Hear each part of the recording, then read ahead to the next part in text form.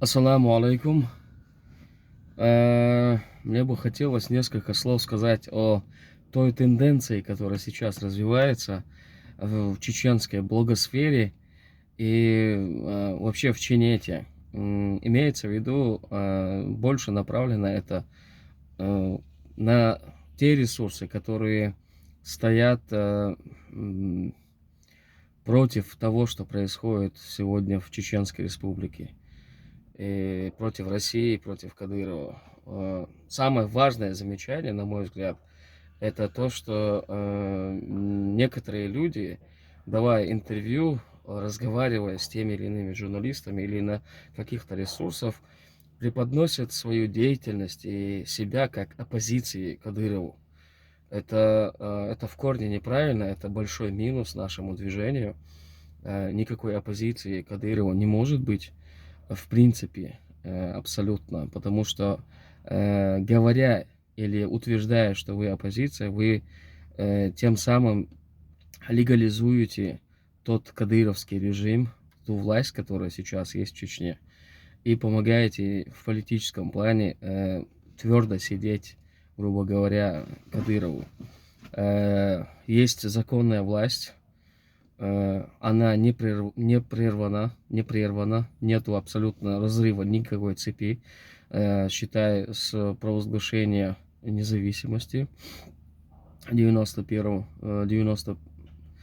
года по сегодняшний день. Да, мы находимся в состоянии войны, поэтому у нас главный орган власти это ГКО, Государственный кабинет обороны был. Сейчас Государственный комитет деоккупации нашего края. Поэтому это и есть законная власть. И те, кто считают, что сейчас могут что-то делать против, быть оппозицией чеченской власти, пусть они себя инициируют с этой властью. Это важно. Кадыров не является законной властью. Еще раз повторяю, это простые истины, абсолютно ничего сложного в этом нет. Кадыров не является законной властью. Кадыров получил власть от своего отца путем предательства именно нашей законной власти. То есть, если не ошибаюсь, в начале ноября он уже был в Москве 99 года и вел тайные переговоры с Кремлем. И этот человек очень сильно помог России захватить ключевые территории на нашей земле, а в последующем он очень сильно помог русско-чеченскую войну, попытался, по крайней мере, переквалифицировать в чеченизацию, то есть чтобы чеченцы убивали чеченцев. Это целиком и полностью лежит на его совести. Поэтому, ребята, когда вы будете говорить, что вы какую-то деятельность ведете, не говорите, что вы в оппозиции.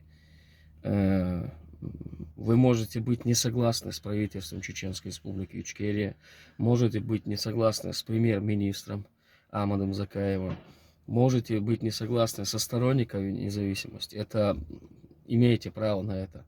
Но работать на пропагандистическую машину врага вы не имеете права абсолютно. Поэтому правильно расставляйте приоритеты. Это очень важно. И самое главное, что у вас у всех должно быть, это национальная идея. Без национальной идеи вы всего лишь, не знаю, блогеры, комментаторы, которым не важно, абсолютно не важно, какая власть будет в Чечне. Нам важно, абсолютно важно. Поэтому для нас важно, чтобы человек, который говорит открыто, публично, общественный деятель, политик, военный, чтобы у него была национальная идея. В чем заключается национальная идея?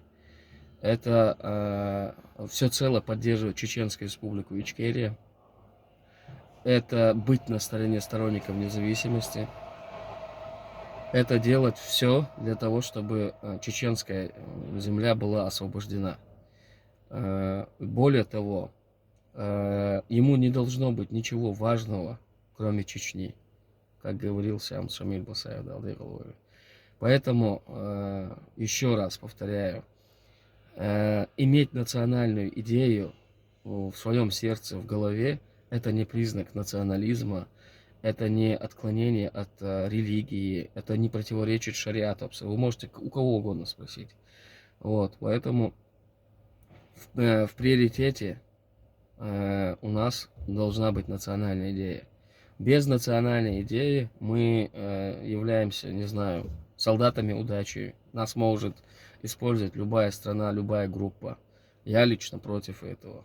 Я хочу, чтобы для чеченцев, как в совсем недавние времена, была важна Чечня, чеченцы и все, что связано с чеченцами. Это должно быть в приоритете у нас. Поэтому вот такие дела. Вот такой призыв у меня. И не знаю, что еще по данной теме. Просто меня очень сильно задевает, когда тот или иной человек говорит, что он в оппозиции Кадырову. Кто такой Кадыров, чтобы быть ему в оппозиции?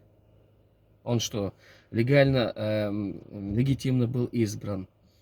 Выиграл он какие-то выборы? Он участвовал в жизни чеченского народа? Нет.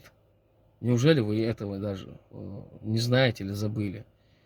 Кадыров является ставленником Кремля для продолжения геноцида чеченского народа. И именно руками чеченцев. Вот такие вот дела.